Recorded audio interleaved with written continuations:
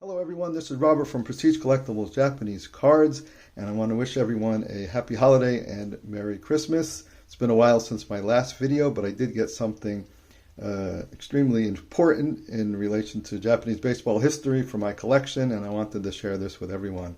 I do have a little story, a background on this. Approximately 10 years ago, as I was walking around Tokyo, I stumbled upon a small shop that sold old letters and various signed items. I went inside and asked if they had any baseball-related items. The man checked his computer and said that he only had one item, which turned out to be this handwritten letter with the original envelope. I recognized the sender's name as an important figure in Japanese baseball history. I paid the 20,000 yen, or about $140, and left with excitement. This letter was written from Hiroshi Hiraoka at the Railway Bureau to Kenzo Ichikawa, who was the head of the National Printing Bureau. This story is about Hiroshi Hiraoka, who was born in 1856, only a few years after Commodore Perry arrived in Japan to force the opening of Japanese ports to American trade. Hiroshi often caused trouble as a young boy. In 1871, at the age of 15, he left Japan to study in the United States. Here is a photo of Hiraoka taken during his time in America. Upon arriving in San Francisco, the sight of trains running in the harbor deeply impressed the young man, who was determined to learn the technology of manufacturing railway locomotives. Hiraoka proceeded to Boston, where he lodged at the home of an educator named Boynton in Roxbury. Under the protection of Mrs. Boynton, Hiraoka initially attended elementary school, then moved on to grammar school, and eventually enrolled in high school. On Washington's birthday, the principal challenged Hiraoka, saying, "Try giving a eulogy about Washington."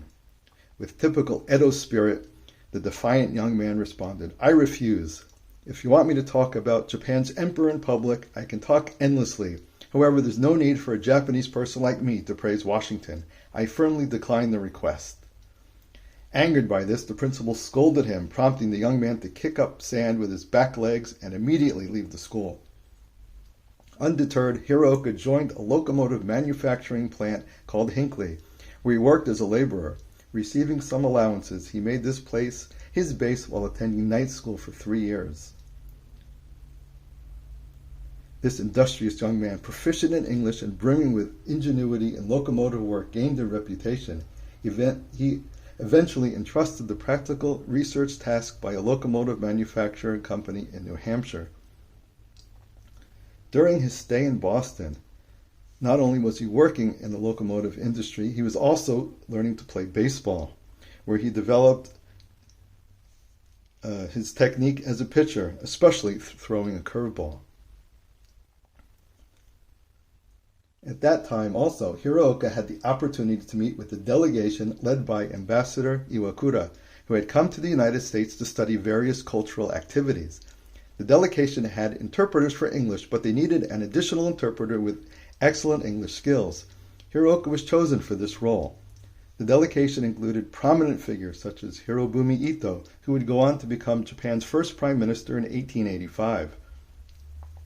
Hiraoka's acquaintance with Ito during the Iwakura delegation's visit to the United States led to a promising offer.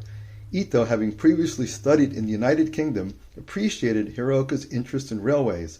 He urged Hiraoka to visit him upon returning to Japan, expressing his willingness to assist as he held the position of Ministry of Industry.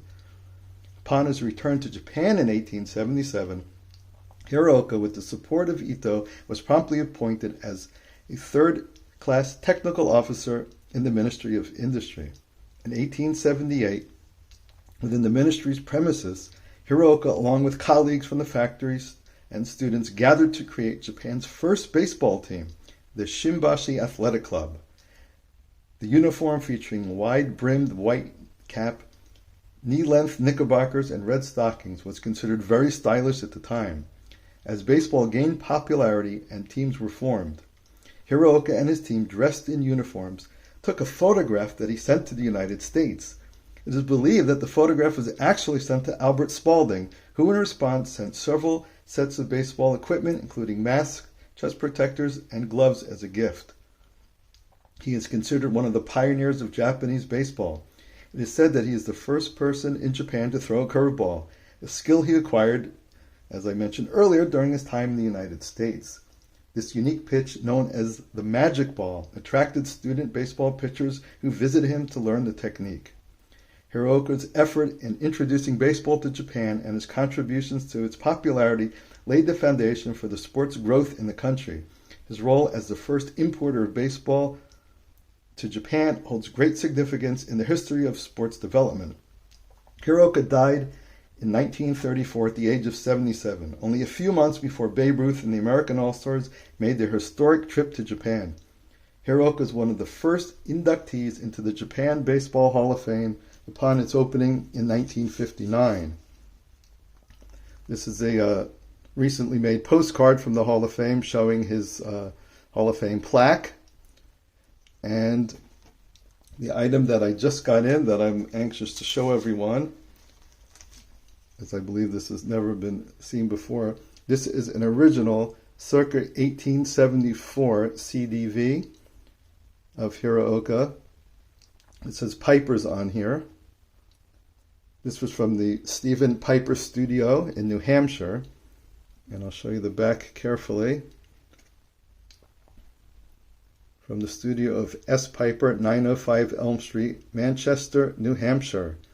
And one of the best things about it, it is actually signed, Hiraoka Hiroshi. So this is actually the oldest item I have in my collection. It's something that's almost about 150 years old. And as you can see,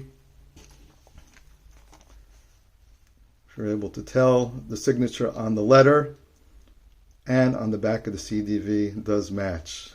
So this was an incredible find. I'm so glad to add this to my collection. Again, here's the front.